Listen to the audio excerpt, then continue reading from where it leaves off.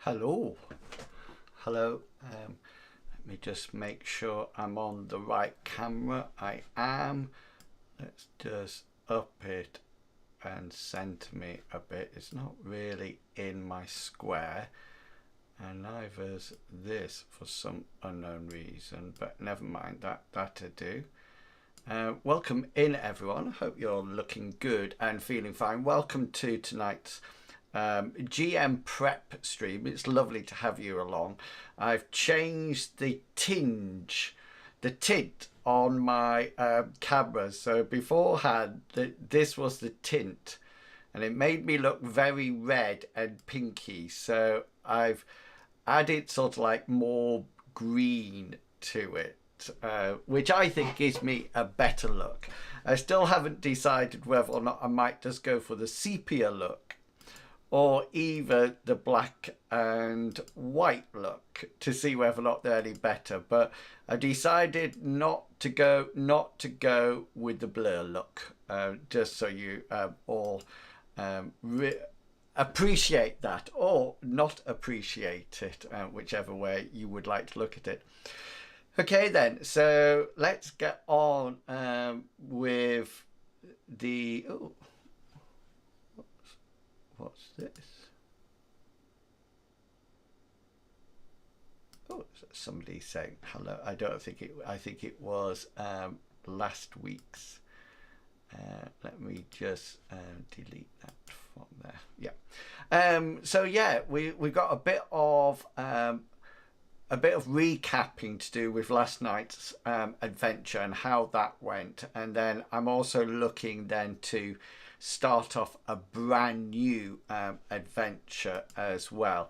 I need to get ClickUp up and running because I will need it later on to add some things to it. So that is up and running. So let's get straight on with this. Let me put me over the other side. Oh yeah, I remember I was going to get something colourful to go around the outside, wasn't I? But I still haven't. Apologies. Now, I don't want to do it live on here, so we'll leave it for now, and then we'll come back to it later.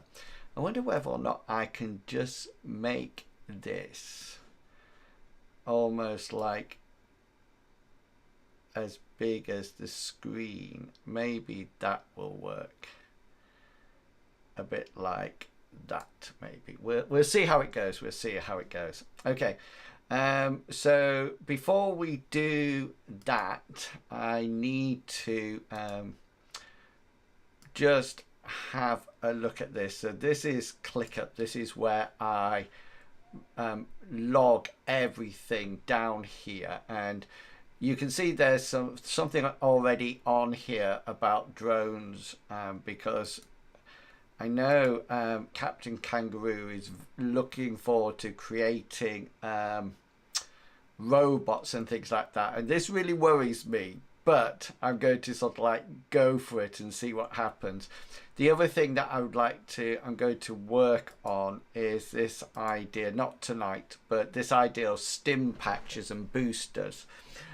We've got that to sort out. Medical services for M-Space, would you believe I've done that?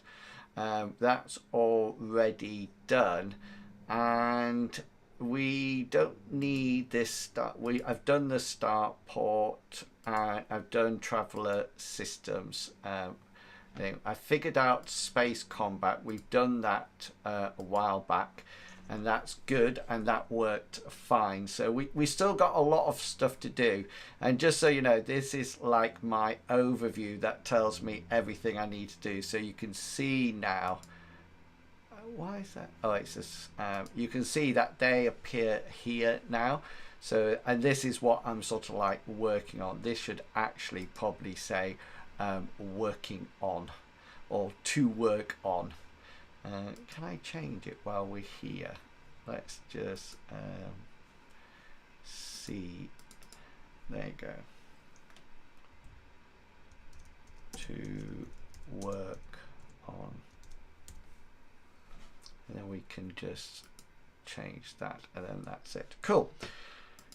So we've got those things to do and work on, but we need to get it into our normal everyday Crow world anvil and have a look at this. So let me move that hamburger menu. So this is going fine, and you might have noticed the last time I was here, I was working on Through the Swamp. So that's actually now done. Okay, I've done all that. That's all edited out. So there's nothing else for that to sort of like be worked on. And the other thing that I also did was that I created a nice background, a nice map for it all. I know, where do I find the time? Do not ask. Seriously, do not ask. So this is where we left it for. So those people who are new, Roll20 is our virtual tabletop that we use. There's lots of other things available, but this is the ones that I use, and this was the system that we ended it on yesterday. The seed, sorry.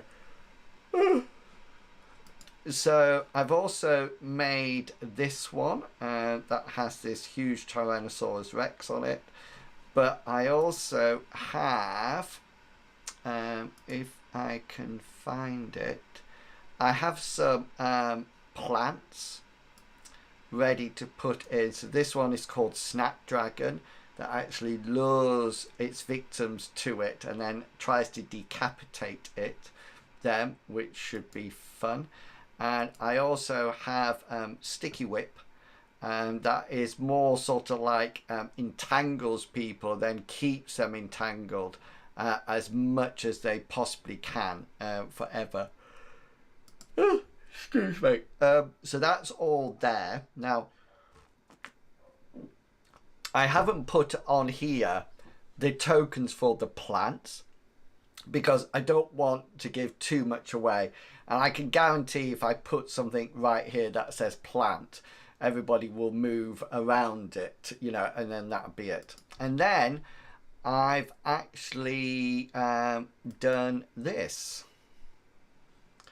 So this is the campsite of the actual bandits. This is the bandits site. So you can see here there's bits of all this down here is almost like the original the old ship. they've got containers out, etc., and they have a fire here. And these are, there's three, let me just move it down for you so you can see them. There's three guards on here, and what Roll20 has is something known as dynamic lighting. So I've added dynamic lighting to this. So if I just click on Newman and press Control L, you can see that this is what Newman will see. So this is what Mr. Pickles will see when he comes onto this map. Now, interestingly enough, these are this is like a campfire, but these people here have torches. So hopefully you can see that their light is directional. Okay, so they can, as they turn around and scan, they can sort of like see backwards and forwards, but there's nothing that sort of like shows them that what's underneath them or anything like that. So the rest of the space is just black, and that's how the adventurers will see it. That's not how we see it. If I exit the preview here, this is what we see. And I think dynamic lighting, I think darkness is one of the most, I tried to put it in the right way. I just feel it's lots of risk taking in the darkness because you don't know what's in front of you. And I really like how Roll20 allows you to do this. Other virtual tabletops do as well. But it's also really nice that you have it, that you don't have people with infravision or ultravision or dark vision, etc., etc. And in the end, the party will have, say, infrared goggles and things like that. And then we can change how this all looks. And we can actually add, I'm not 100% how we do it, but there is an option to add like a hue to almost like make it look like it's like red. And we can do things like that. So that adventure is virtually completed now. This is all written, and just to let you know, so I did the new recruits discussion, and the party were very quiet when I was reading it, so I hope they appreciate it. I didn't think it was like a detrimental to their characters. And then down here I've produced a document called Reputation. So this is what they can actually gain rep with Project Nemesis. So by doing this, they gain more rep, and then that's it. So it's quite intense for them at the moment, but I'm hoping that they enjoyed it. And just so you know, we're up to this one, Marchbanks 3, touchdown on Alecto. So they're just going into the ship and started to investigate that very cautiously, I have to admit, very cautiously indeed. Now, just to remind you that if you would like to see a whole load of this stuff and see from behind the scenes and or just keep up to date with what we're talking about and doing, then do please consider going along and following the Ko-fi.com page. The link's in the chat, and that would be absolutely fantastic. I think currently we have sort of like 1 or 2 followers, so any addition to that would be fantastic.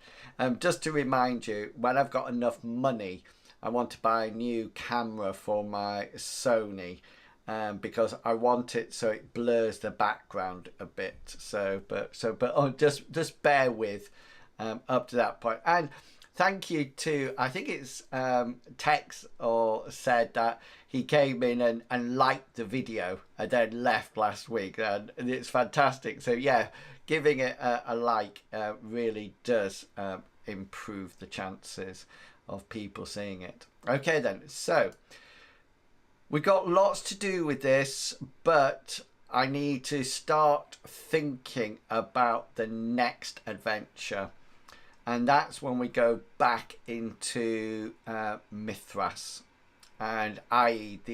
the actual before I do that, I need to I think, where's my notebook? I think I've got a notebook here. I think I'll just go into adventure ideas, and I'm just going to add a page for M space. So I've thought about some ideas for the actual the idea about drones and things like that, and I really want to make a contact for, oops, a bit of a spelling mistake there, a contact for Hammond drones, and I want to sent on a mission by Project Nemesis to locate or work alongside. And I think the thing that I get really worried about with making up adventures is that I want to always make sure that I've got different options. So I don't want all the time somebody has gone missing. So what I thought about doing this was going to meet contact, and then something happens at the site. Raid for precious data stroke information stroke blueprints. So I thought it'd be good that if they actually go there, and while they're there something happens, you know, so they're literally just going there to meet contact and then something goes afoot. So that's the first thing I wanted. I've already asked Newman for a colleague from his past. I want to weave this in some way as well. How can this be weaved into the campaign? I have also suggested about a smart gun link for him, and the smart gun link will reduce difficulty of firing weapon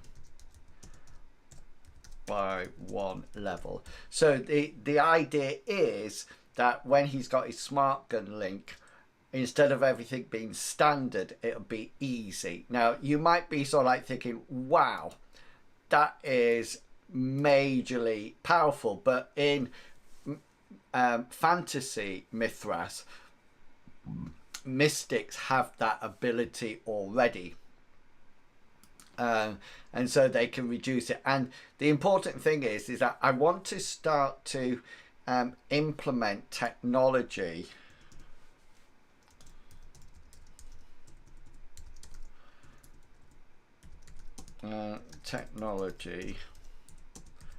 but keep it rare.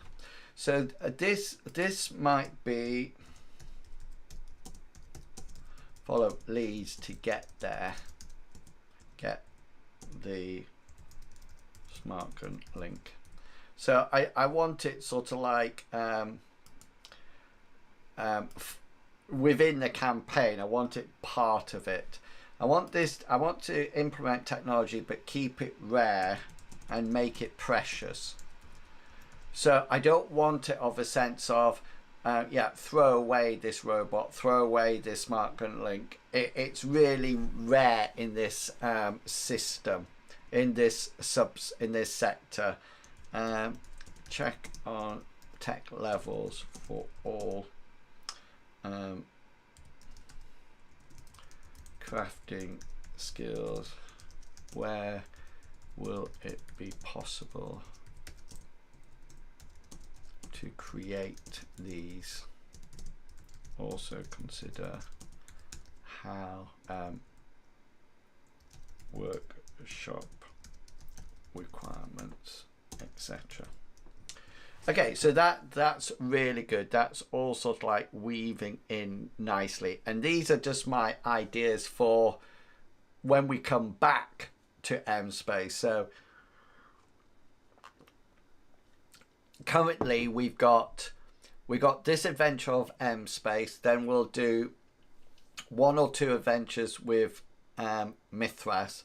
Then we've got a new game that we're going to play, a new supplement for Mithras, which I'm going to do a one-off sort of like idea for.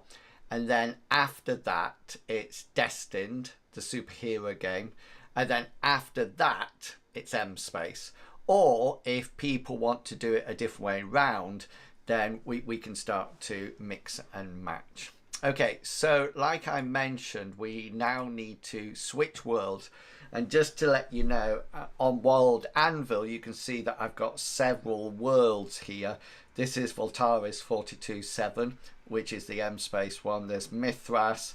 Metro City is the Destined campaign. And after the Vampires Wars, this is going to be the new game that I'm going to actually put in.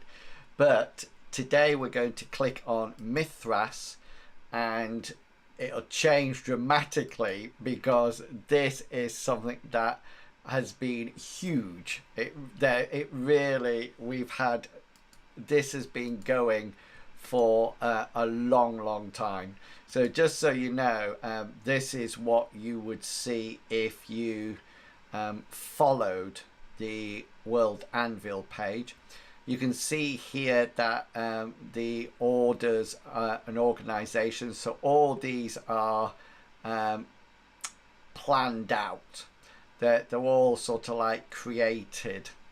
And so you can see here that this is the sorcerer, the magician, the sorcerer's orders. So you can see the ranks of each level. So remember, there's no levels in Mithras, but you can go up ranks, and this sort of like tells you what you need. So you need 70% or better in the cult system, so forth and so on. And then underneath here we have all the orders that I've created. So Order of the Kraken was what Chuggerwugger played Gulliver, but now we're in Cyrus is the Order of the Phoenix. And then within each of these you can see all the spells, all the details. These are the spells that he can have per level. So if he would have to become an adept before he can use Smother and things like that. So, and just to let you know what I do, I don't work all of them out. So the Kraken order is there, but because nobody plays anybody from the Order of the Kraken, there's no information there. I don't need to produce it or anything like that. And so there's lots of things here. And this part here is the new sort of like bit. And this is animism coming into the day, into the Odes, which is the name of the campaign. And Tickety Tex is going to play an animist. and it's the first time we've actually had an animist in the group. We've never had an animist at all, ever. Okay, so this is a real, so I've had to create a whole load of things. Tex and I have been talking about it and figuring out the best way to go about it. And I actually want to set the new adventure to do with animism. That's where I want to go with it. Just 1 second. So we've actually got up here all the spirit gods. So spirit of death and decay is what Tex's animus would be like, and you can see that I've got pictures, I've got beliefs and oaths and restrictions, and this idea of which spirits are friendly and which are not to them, and then this idea of friendly, neutral and aggressive, and then these are the friendly spirits that he has. I think is this right? Oh yes, so these are sort of like friendly, neutral, aggressive and associated animals, and then these are what they actually provide. So like has the a shape-shifting spirit allows them to change form. Undeath allows them to animate dead flesh, etc, etc. So all this is done. The I don't know, the idea of red dragon, Odes players, and green dragons are the different levels of subscription and what they can see and what they can't see on the page. Okay then, so that's all created, and you can see here we have individual subplot. So this was Sleeping Erwood, when they actually went down to the southwest of the continent past Lindo, and came across some really interesting stuff. Harpy Queen was recently. Tackling Insanity was when Melanie came in. Mists and Shadows was with Christoph. There were more, but they're not actually stored on here. But we are going to create a new plot, because we've got a new adventure and we've got something new that we need to look at and create. So I always call it Next Mithras Adventure, and leave it like that, because I don't know what it's going to be called yet, and rather than sitting and thinking about what it's called, I like to do a bit of free writing and get things written down, so I've got a starting point. It's going to be private, but it is going to be published so people can see it at a later date. So I'll just save this, and so what I'm going to do now is just jot down ideas. So if you hear any ideas that you think, oh, that's really good, or you want to contribute it, then just stick it in the chat. If you're here watching, then by all means say hello, etc. in the chat. But I'll get a beep in my ear when somebody makes a message. So that's up and running. Okay then, so this is, there's several ideas that I've got, and the first thing I want to sort of like impose or integrate into this next campaign is the return of the spirits, and this links to both Tex's Animus coming back in, starting with the group,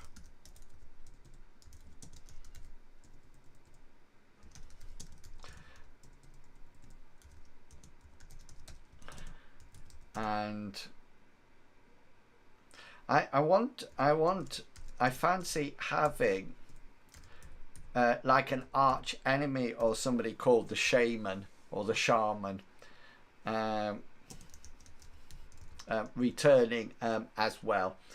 Okay, so I got that, and then I got the idea of, so the party are currently in Windvine, and they sort of like adventured around Windvine, but I was thinking about the start of the adventure and what I could do to sort of like hook them in, because they're quite celebrities in Windvine.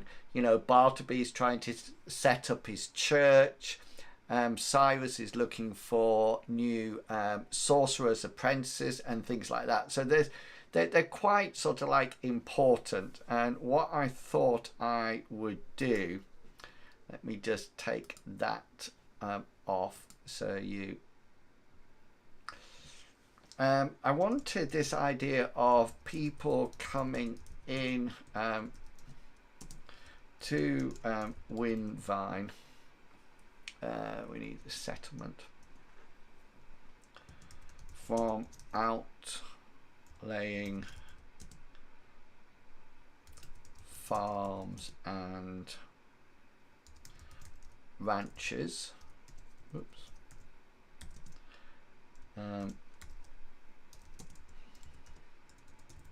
The crops are failing, animals are dying, even the grass under their feet has turned black and grey and black.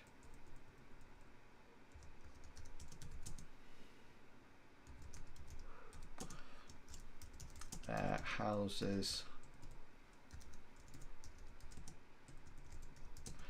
have started to rot and the wood is cracking and weakening. Okay, so my idea here is that I really like the idea of Windvine being a really happy place, starting off the adventure really positively, and then noticing that people are flocking to Windvine. And Windvine is quite a small country area, town. It doesn't have the opportunity to actually accommodate these new people. Plus, it's these farms and these animals that Windvine actually uses to keep afloat. So they actually need this output for food and for resources and everything like that. Now, my idea about this is that there's some kind of spirit that's been let loose here, and this is where Tex's character comes in. So he'll have a big part to play in the first adventure. It's also something that Bartleby has encountered a haunt that gave him nightmares as he was tried to gain possession of him. But apart from that, they haven't had any interactions with spirits. So it's almost like all of a sudden this is going to be something that they're not familiar with. They don't know how to interact with it. And plus, Tex's character is quite a newbie animist as well, so he might not even know. So there's this idea going on. And the other thing that I wanted to do, let me just see if I can demonstrate this on in the actual Mithras section, which is huge. If I ever lost World 20 or World Anvil, I would cry. I literally would cry. There's so much in here, because we've been playing on this platform for forever, and it's really interesting how it sort of like develops. But you can see here there's all these maps on, and then I have 125 sort of like archived. So this is what Windvine sort of like looks like. Okay, so it's quite a picturesque town, and I think I've got somewhere here, I think is the map. So you can see here in this lovely if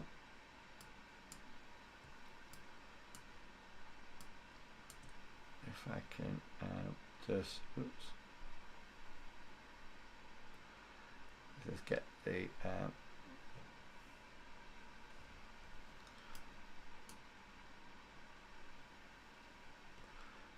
there we go.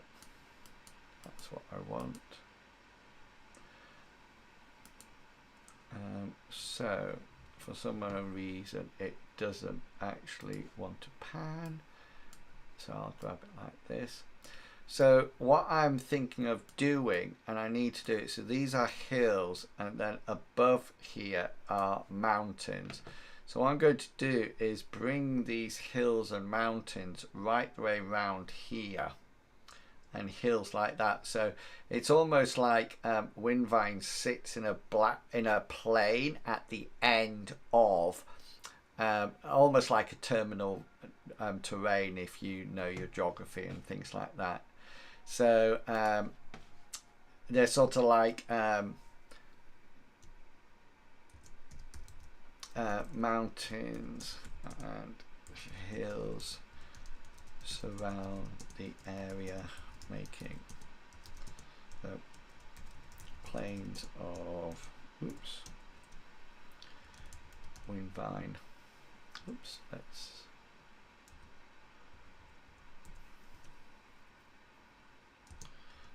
quite isolated.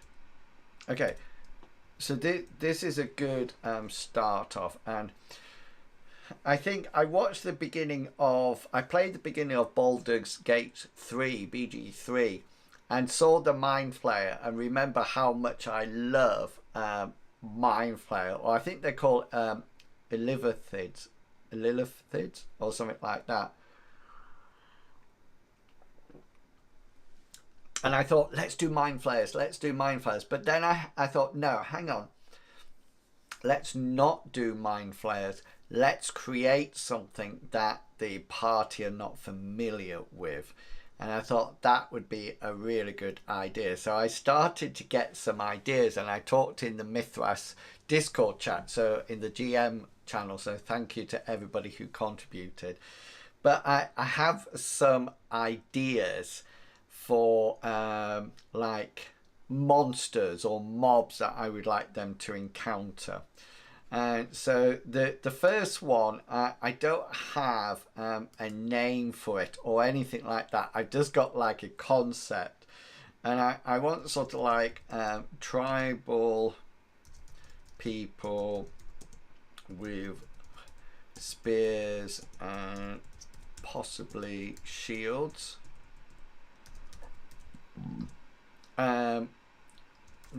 Just in loincloths.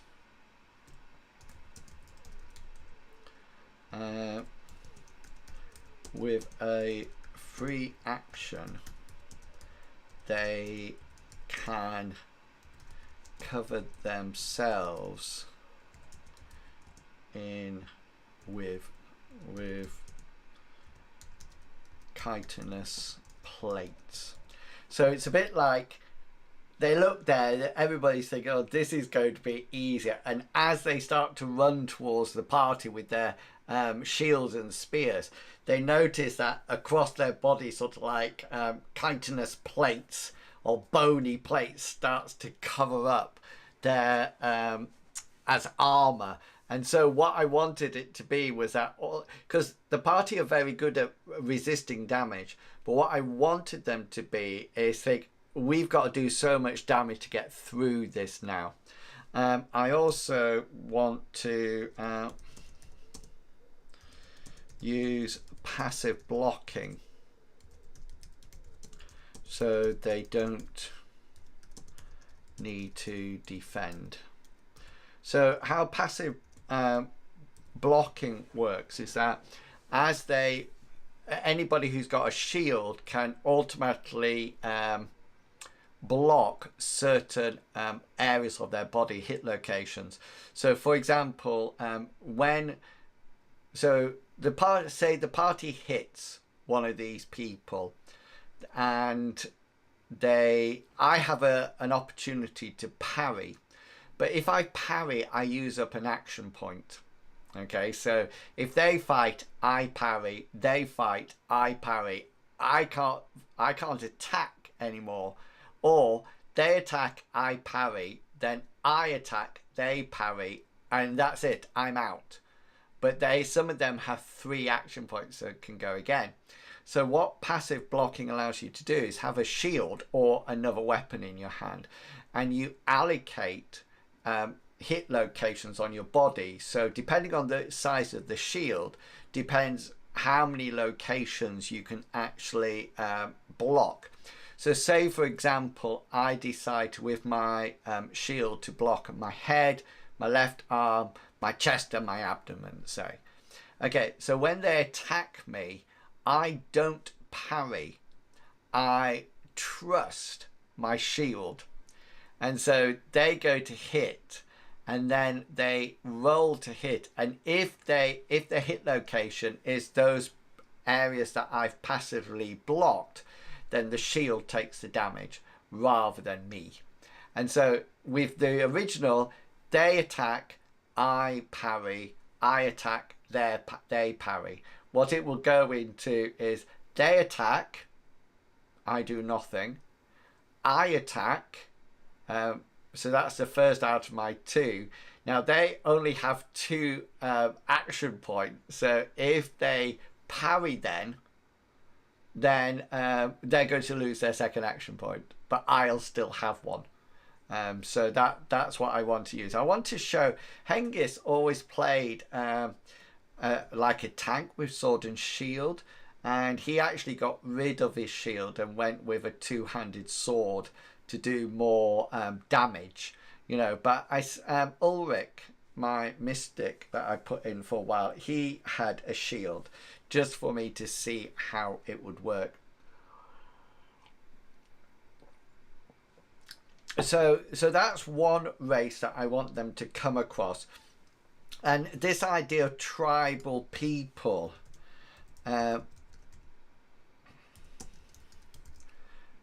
witch doctors and things like that, if that makes sense. I want this sort of like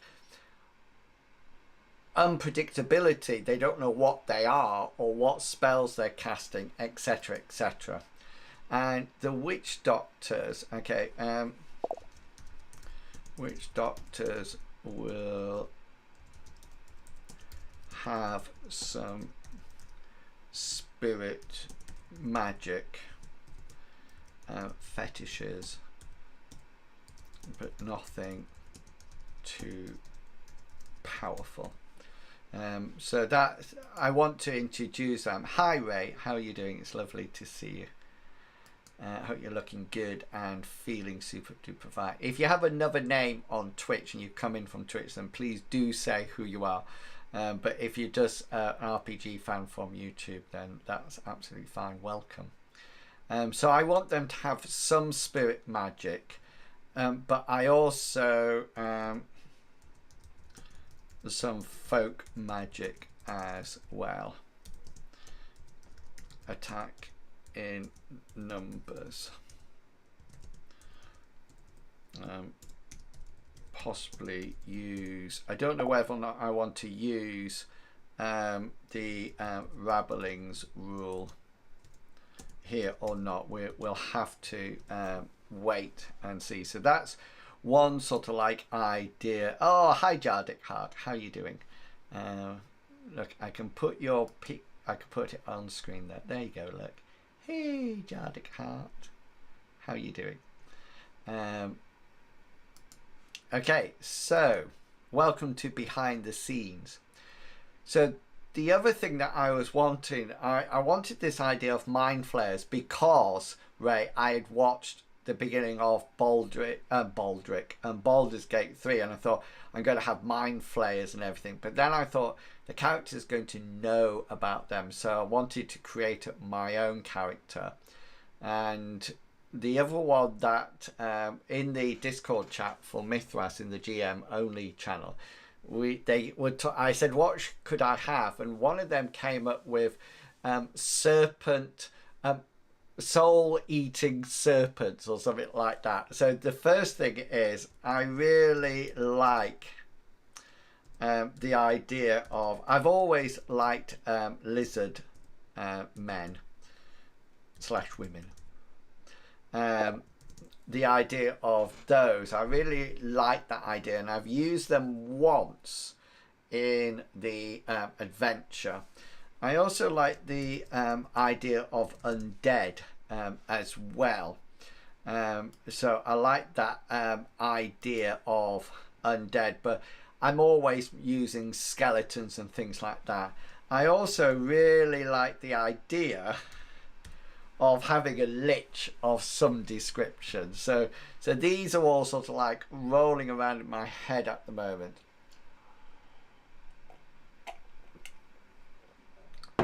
I took the idea of the tribal savage people and their hardening skins from Dragonlance, the Draconians on there. I don't know if you've read the books, but what they do, they're sort of like the base level Draconians. When they get hit, they turn to stone. I wonder if I've this, look, don't know if you can see this, but this is the original Advanced Dungeons and Dragons first edition Dragonlance book. I'm just wondering whether or not they had the Draconians in here as in monsters. Let's have a look. I would have thought they would. Yeah, so they Dragonlance page 73 there are in.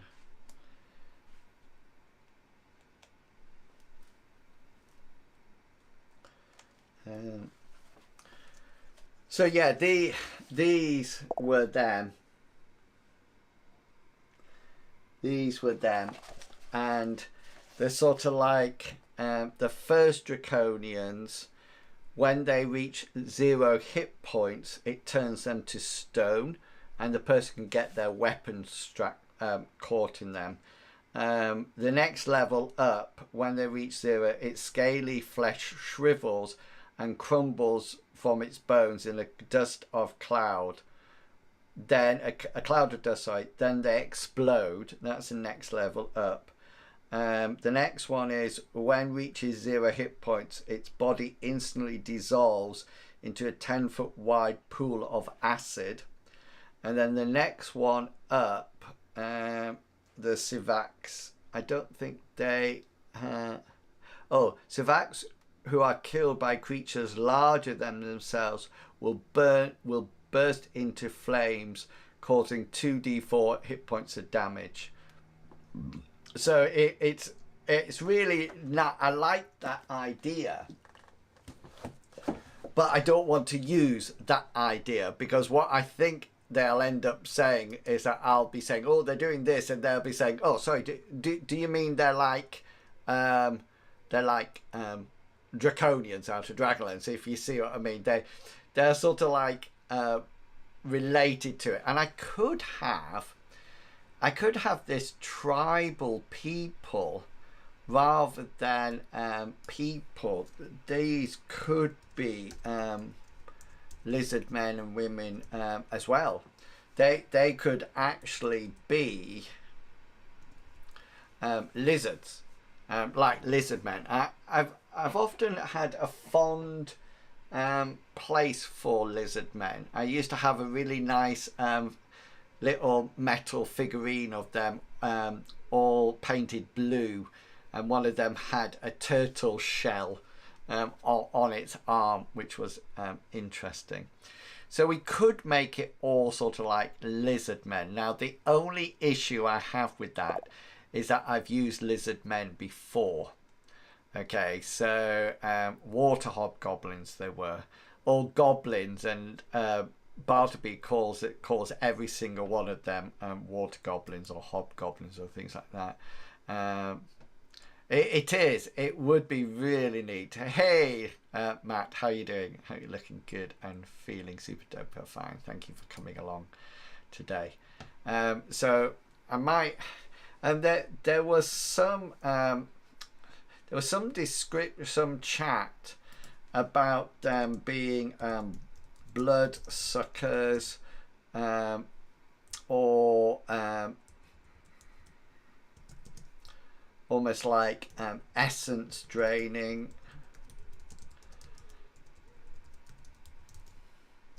Something like that. And what I'm trying to figure out in my mind is, what do I want them to look like? Because if I can get them if I can see what they look like, then I can start work on them. Now, the trouble is with lizard men, I almost like feel that they need to be attached to water, you know, or they're just going to get very hot and dehydrated. So it would be good to sort of like create a different sort of like monster, something that they've never encountered before. Oh, and these will have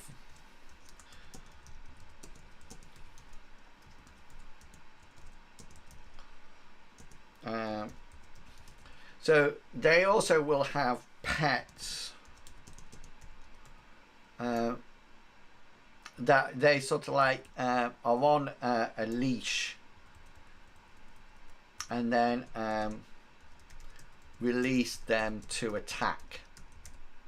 Okay, so I want something that they can you sort of like release them and they come charging up, and we have that wonderful charging action, so the party might have to brace against it or get knocked over or things like that. I also would like to slip some poison or disease into the mix. Now Bartleby has law poison, so I think it's law poison he has. Let me just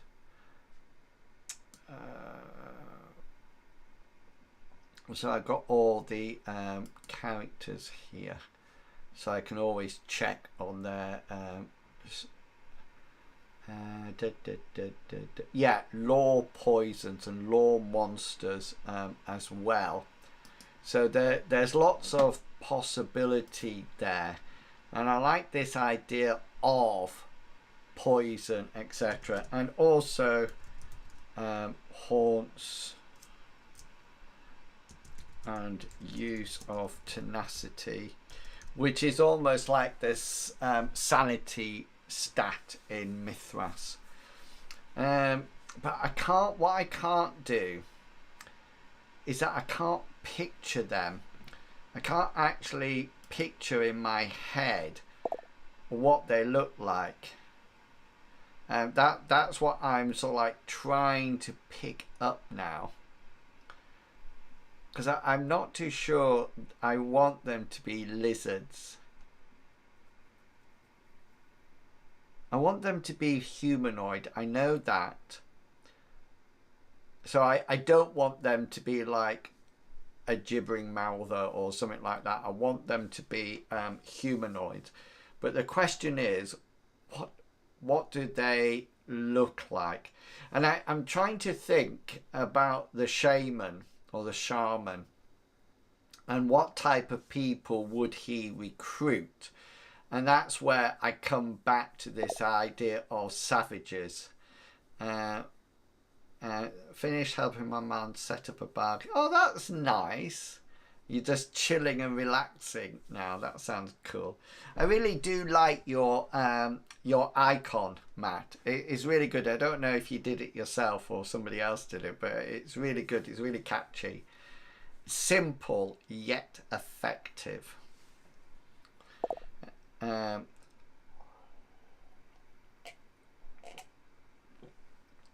Right.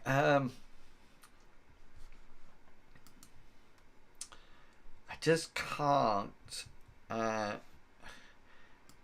picture it at all. Sometimes what I do is that I go into Pinterest and search for creatures like cosmic horrors and things like that. So things like here sometimes gives me some kind of idea as I sort of like look through and think, oh, what could it be?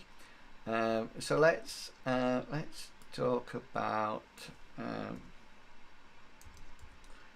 humanoid monsters. Let's see what we got here.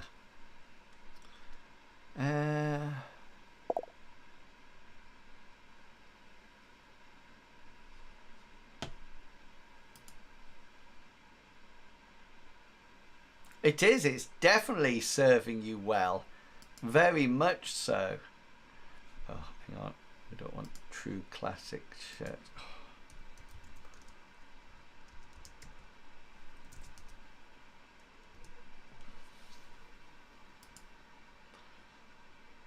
Sometimes I will sort of like find something that I think, oh, that's really interesting. So these are too extreme. You know, I don't want anything like that. This is a wonderful rendition. I love that. That's such a good picture. It almost, I like it. I like pictures that've got some kind of movement in it. So can you see here? It almost like looks as if there's a flow or movement to it.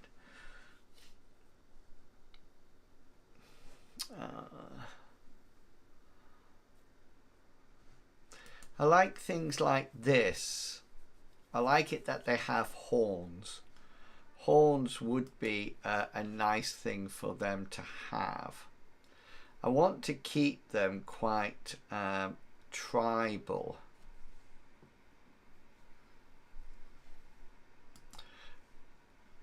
I really like that. I really like this thing. So it's quite humanoid, but as I was saying, quite grotesque.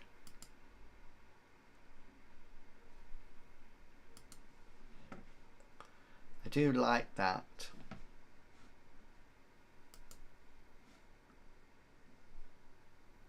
Some wonderful artists. I can't draw to save my life, but if I could draw, I would definitely spend my time drawing necromancers. I'm sure of it. So this is quite nice as well. Horns seem to be a popular addition to all these, but horns are really problematic in combat or going down, you know, small passageways.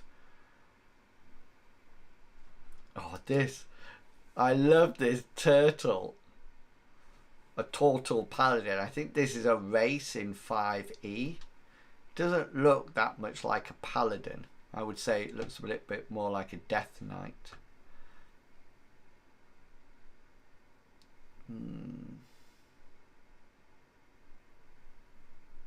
Well, once I've sort of like got a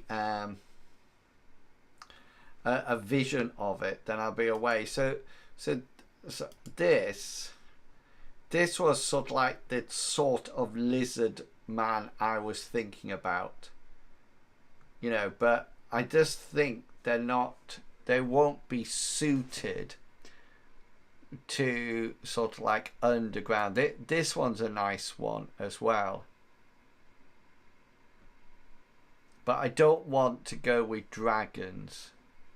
I just think that lizard people are overdone so many times.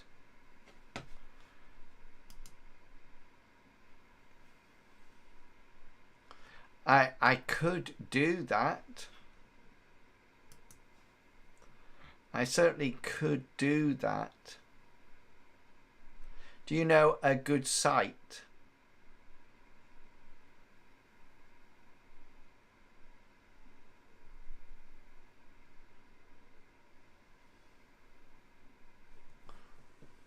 Is it Adobe Firefly that does?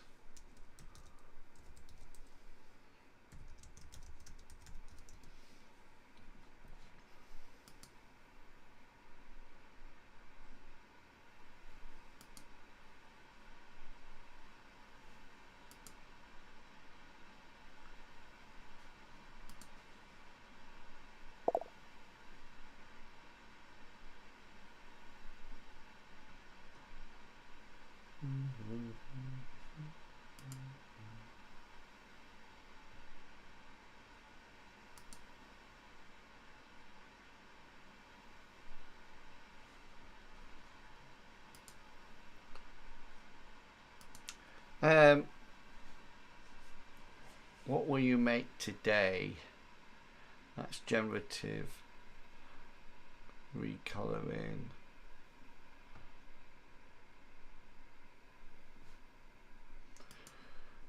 So let's go into, so this is Adobe Express that I use a lot. So this is sort of like Adobe Express, but if you go into the beta, it actually has an image generator, I think. Text to image. Strange humanoid. Whoops. Monster. That looks primitive and carries a spear and shield. Okay, let's see what we get.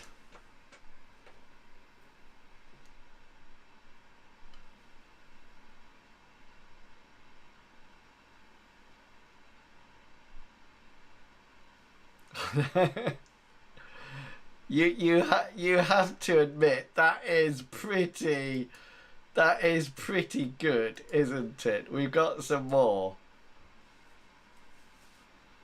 That shield is about as much use as a chocolate fire guard.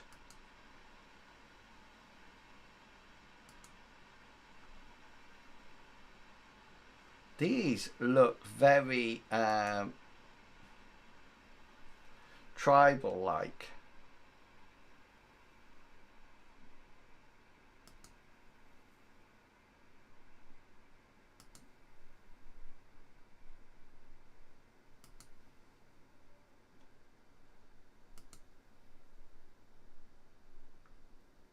I do love some of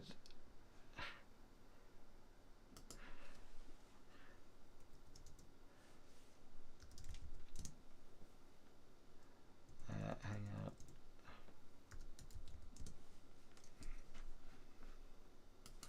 Let's just generate it again.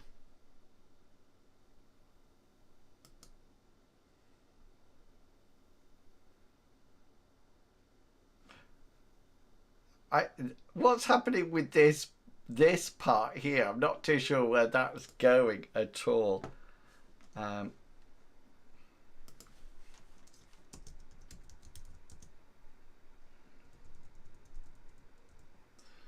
With chitinous plate on there. body as armor. Let's see if we if this generates anything better.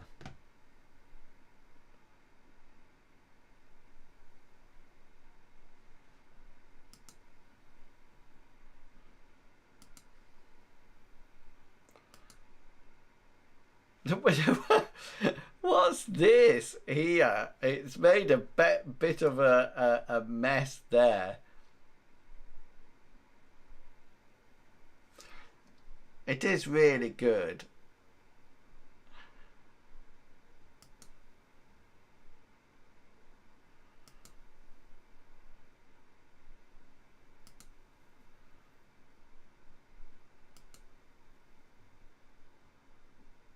These are sort of like bear-like, aren't they? But and yet quite.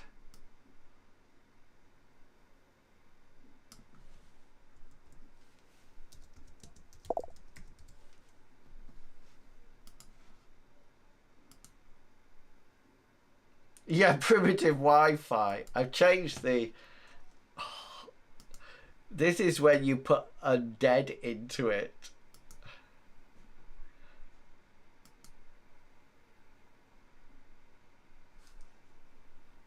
Let me add full body there.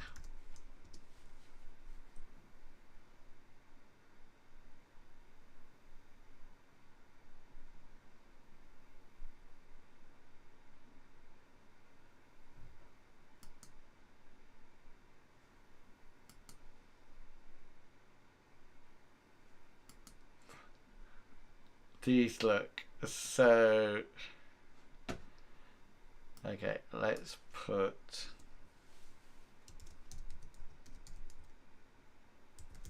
Let's just put lizard men and see what. Oh, this language is not supported at this time.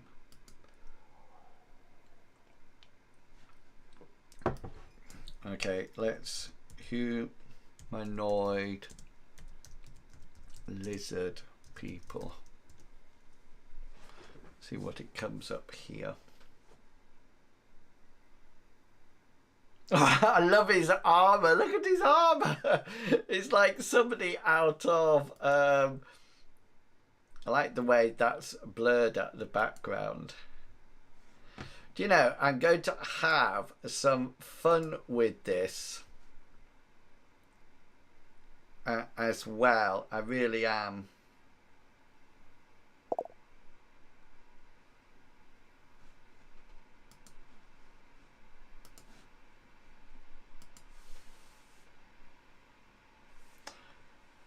A bunch of images of Mark. Yeah, exactly. I just need to get like a concept of these fighting. I don't know whether or not I want to make them. I'm now down to role playing with Biggs. Yeah, exactly. I'm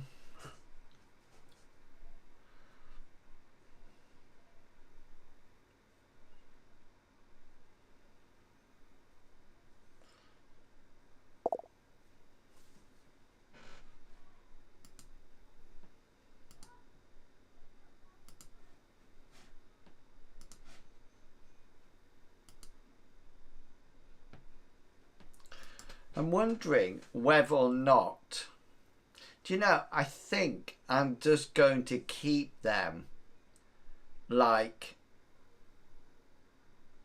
emancipated humans with grey skin.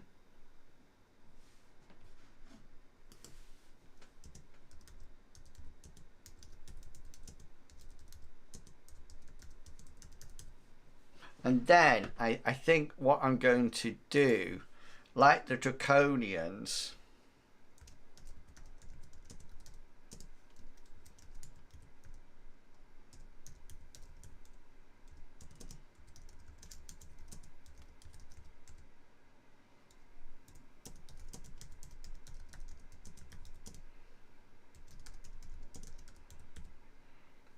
so we sort of like have the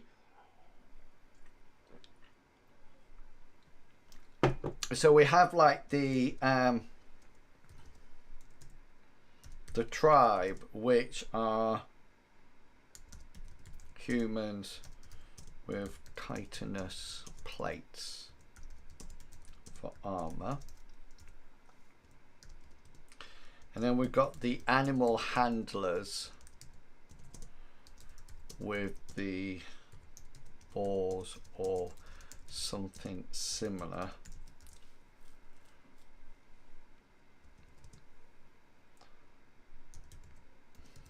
Insect-like. I like the idea of and then we've got the witch doctors with spells and spirits.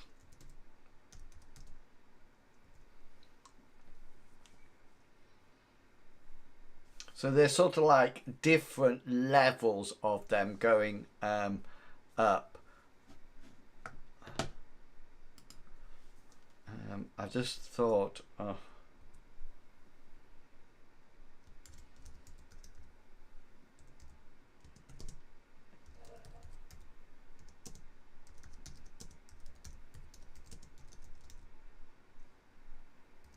So hordes are going to be like a rabble type tribes people. So what a rabble is in Mithras is that they're sort of like rabbles and underlings. So with hordes, as soon as a character hits one, it's dead, it's out of it. So you can have loads of them, but they're actually hitting them and killing them with each sort of like hit. And the other thing to remember is that Mithras has a fatigue system in it. So if they're there just hitting, they're killing them left, right and centre. Now in D&D 5th edition that would just go on forever. In Mithras they start having to make endurance checks. And they're getting tired. And as they get tired, it becomes more difficult to hit them, etc., etc. And then we've got these tribe ones that have this chitinous plates for armor, and then the animal handlers, and then the witch doctors. I think I need.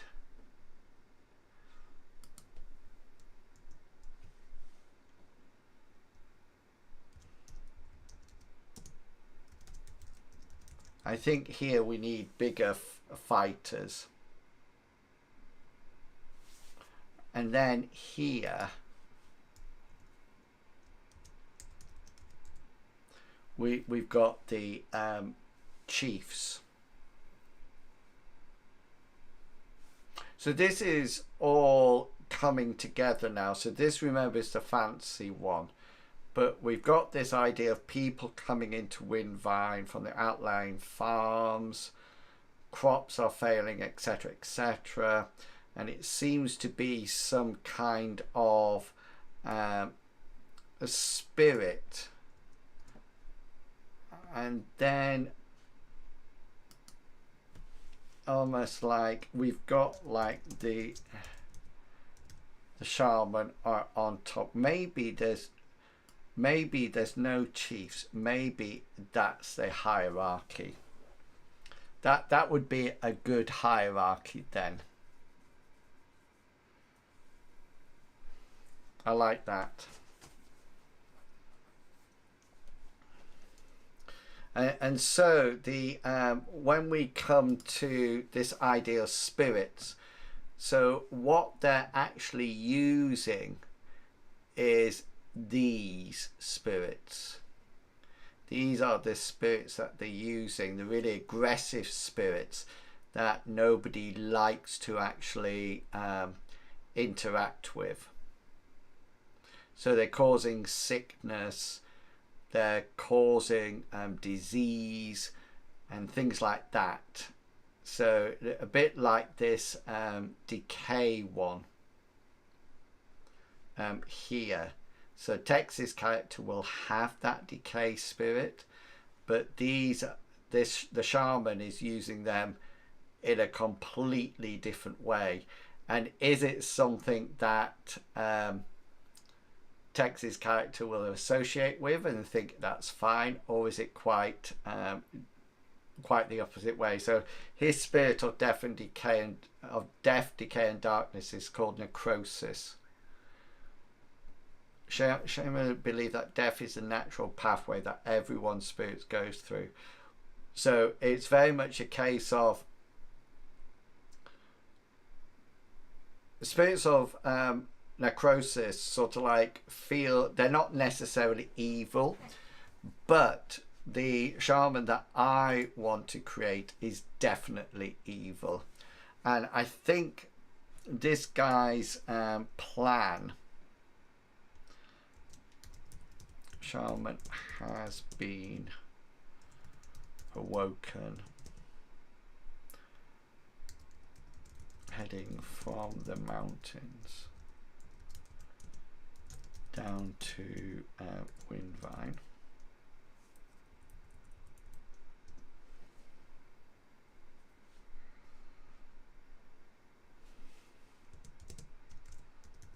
Sending spirits and followers to take over. Will destroy any living place and people. I sometimes worry that my mind could be this dark. Do you know what I mean? That I'm actually thinking about this as in somebody who's doing it. So this is an interesting part. Why has it awoken? How did it awake? And who awoke it? You know, what's the background for that? And it might be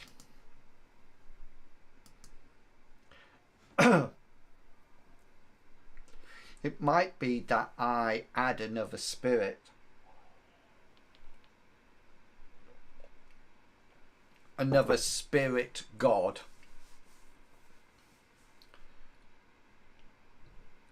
that is pure evil, who believes that everybody is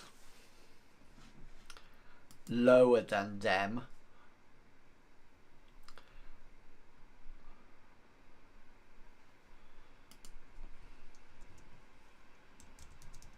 spirit of malice,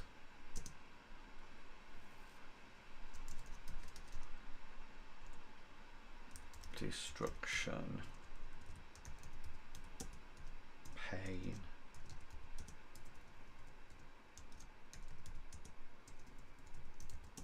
and torture. I like this idea that they almost like promise things. You know, they want to impart, the spirit wants to impart power, but at what cost? You know, I also like the idea takes part of its shamans, drains life force, eventually kills them, but always another willing victim who desires power. So I need to figure out why the shaman has been awoken, what happened, and I don't want to fall down they mine too deep and fled for what they discovered. A Balrog. Fly, you fools, fly.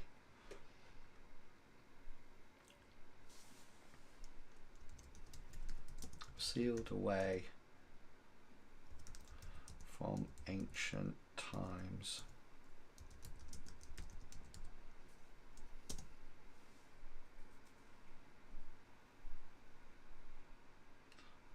Animists and their followers. Mass to banish them from the world. Okay, so I'm getting an idea that this tribe of animists were around a long time ago, but they've sort of like left. So this idea that since the start of time spirits have roamed Odes, each spirit having their domain, and then what happens here? The spirits continue to reign supreme over the land until the humans started to develop. As they learnt new trades and craft, they turned away from the land and the spirits to worship and follow new deities. As did their followers, the spirits faded until only a few remained. These are seen as outcasts, mocked as children who believe in ghosts and spirits and shunned by everyone else. But the spirits remain. They are providing power for their followers, knowing that their time is on their side. Spirits are waiting. They watch time slip away. They are eternal, knowing that the time will come where they will rule the land once more, and Odes will be theirs.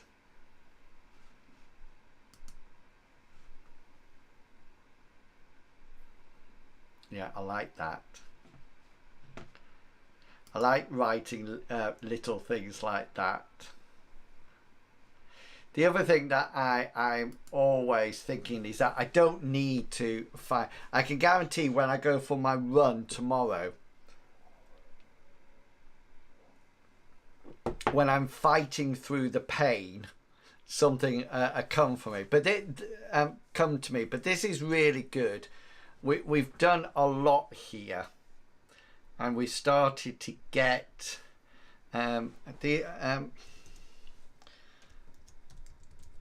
possible structure scenarios. So I know the first one's going to be at the town when people start to arrive, invited to a town meeting, discuss actions.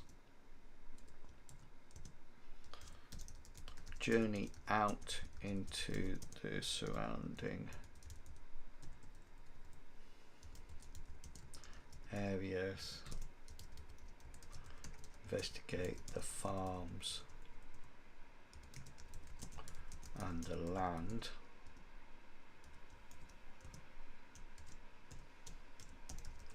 Journey to the crack in the mountain.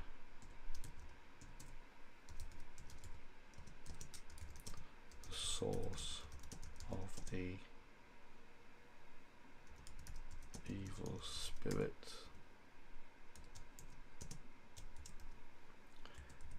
Descending into the tomb. Possible traps, poisons,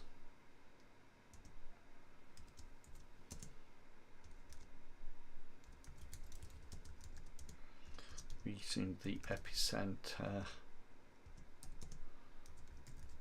dealing with final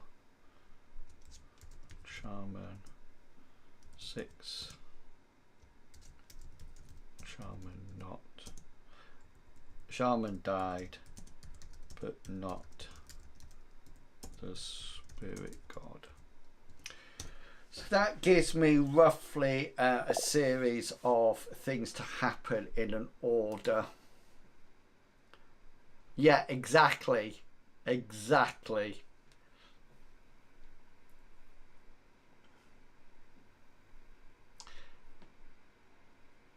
can't get into my head how everything's going to be. That's what I can't sort of like understand.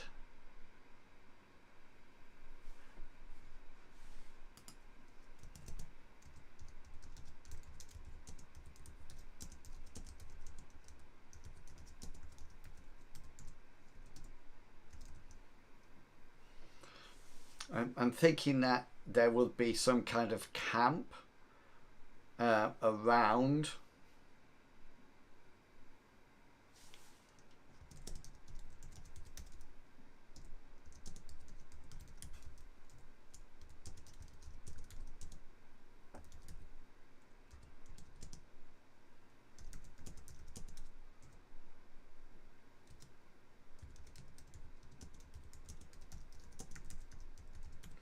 I like this idea of using brawn and rope skins to get down. Cyrus can turn into a bird so he can fly down. So it's interesting how that will actually manifest itself at that point.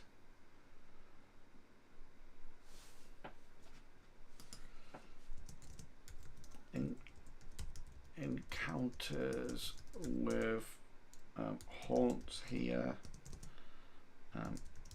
Identification of actions via spirits. Here we need to introduce Tex's character at that point.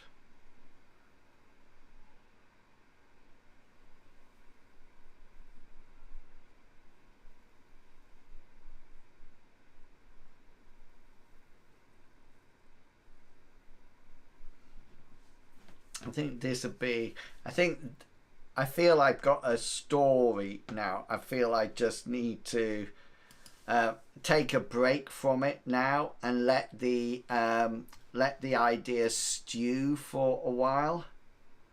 I have to admit, making original fantasy adventures is incredibly hard now because of course I've made so many of them. So I really don't like the let's go down into a mountain, here's a tomb, let's go through the dungeon, kill the end boss and go home.